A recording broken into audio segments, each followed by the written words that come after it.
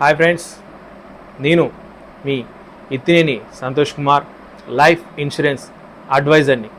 నేను ముఖ్యంగా ఈ ఇన్సూరెన్స్ ఛానల్ని ప్రజల్లో ఇన్సూరెన్స్ పట్ల అవేర్నెస్ను కల్పించాలనే ముఖ్య ఉద్దేశంతో ఈ ఛానల్ని స్టార్ట్ చేయడం జరిగింది. ఇందులో నేను ఇన్సూరెన్స్ చేయించేటప్పుడు వివిధ రకాల ప్రజల్ని కలిసినప్పుడు వారి యొక్క ఫీడ్బ్యాక్స్ని, నా యొక్క స్వయంగా తెలుసుకున్న విషయాలను ఈ యూట్యూబ్ ఛానల్లో నేను మీకు వివరించడం జరుగుతుంది.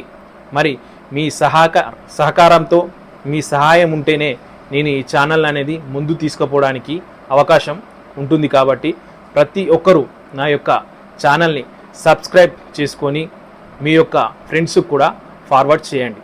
మరి మనం ఈరోజు ముఖ్యమైన టాపిక్లోకి వెళ్దాం.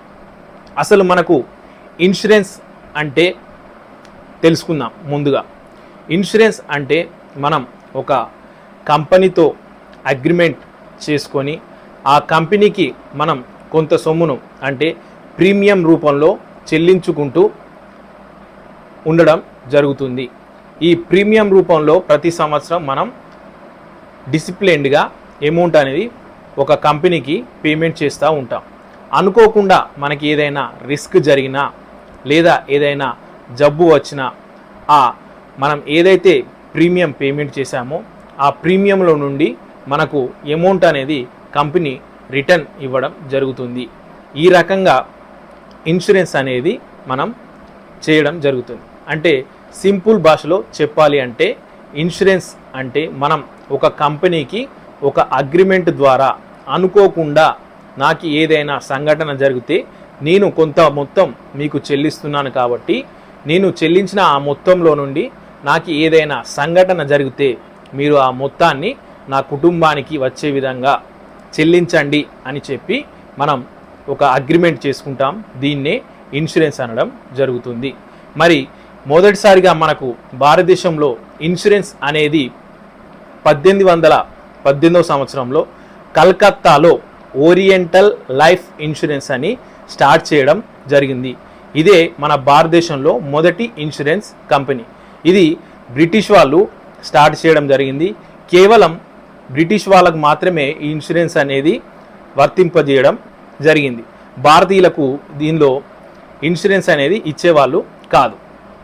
సో తర్వాత కాలంలో మనకు 1956వ సంవత్సరంలో లైఫ్ ఇన్సూరెన్స్ కార్పొరేషన్ అని సుమారుగా 1818వ సంవత్సరం నుంచి 1956 మధ్యలో ఉన్న వివిధ ప్రైవేట్ ఇన్సూరెన్స్ కంపెనీలు సుమారుగా 245 ప్రైవేట్ కంపెనీలను అన్నింటినీ ఒక ఏకతాటికి తీసుకొచ్చి దాన్ని లైఫ్ ఇన్సూరెన్స్ కార్పొరేషన్గా స్టార్ట్ చేయడం జరిగింది.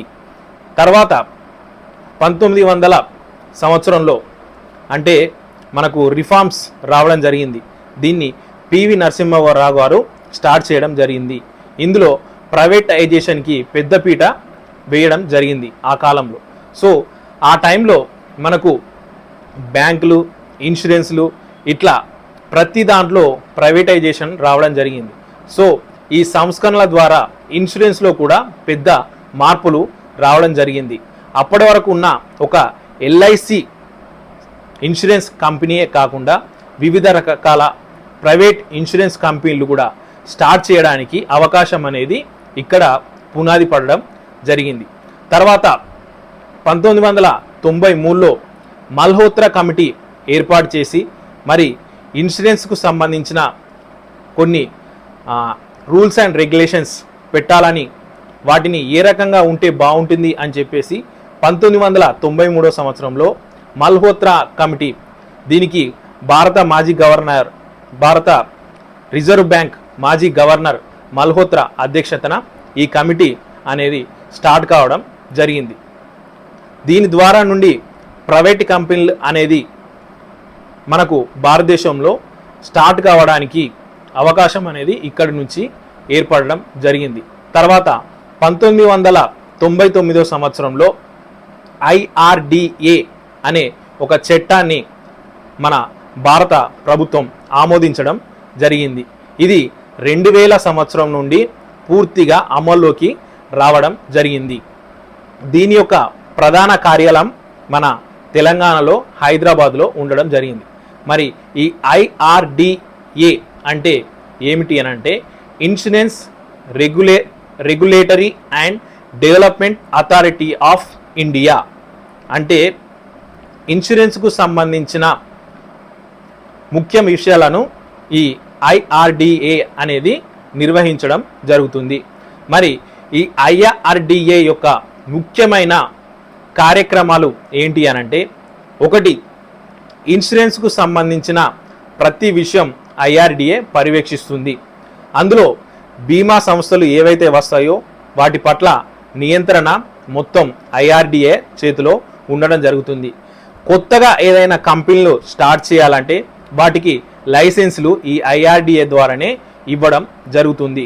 అంతేకాకుండా ఈ IRDA యొక్క ముఖ్య లక్ష్యం ఏంటి అని అంటే కస్టమర్స్ యొక్క హక్కులను రక్షించడం మరియు వాళ్ళకి ఏదైనా సమస్యలు ఉంటే పరిష్కరించడం కోసం ప్రయత్నం చేయడం.